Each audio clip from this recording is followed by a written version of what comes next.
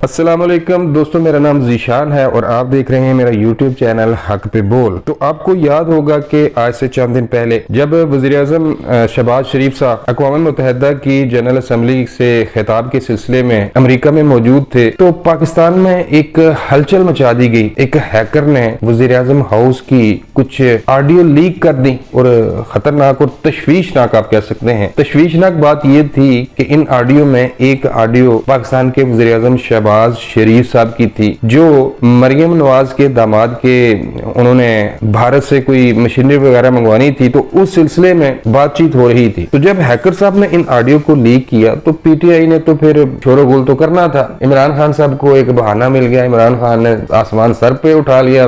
उसके अलावा यूथी और इनके जो हड्डीदार हैं उन्होंने कहा कि देखें जी, अब पाकिस्तान का वज़ीर-ए-आज़म हाउस तक सेफ नहीं है, वहां की जो टेलीफोन कॉल है उनको हैक किया जा रहा है, उनको टैप किया जा रहा है। तो ये है जी पाकिस्तान की जो मौजूदा हुकूमत है उसकी असल औकात। तो बहुत कुछ उन्होंने तनकीद की। इसके अलावा पाकिस्तानियों में भी तशवीश की एक लहर दौड़ गई कि यार पाकिस्तान में वज़ीर-ए-आज़म हाउस से ज्यादा सेफ कोई और जगह हो सकती है, और इसकी सिक्योरिटी पे वज़ीर-ए-आज़म हाउस की सिक्योरिटी वो तो वहां तो कुछ चिड़िया पर नहीं मार सकती। पाकिस्तान की दो एजेंसियां भाई जिनका नाम है पूरी दुनिया में, ISI और IB, इन पर तनकीद होना शुरू हो गई कि भाई ये इतना बड़ा सिक्योरिटी ब्रीच कैसे हो सकता है, कि जबकि हमारे मुल्क की जो एजेंसियां हैं ISI खासतौर पर पूरी दुनिया में अपनी एक खास पहचान रखती है। तो काफी सवालात उठे एजेंसियों पे। इसके बाद नेशनल सिक्योरिटी कमेटी का इजलास भी तलब किया गया और मैंने आपको बताया था कि एक तहकीकाती टीम बनाई गई है। तो अब एक रिपोर्ट सामने आई है उस टीम की जानब से।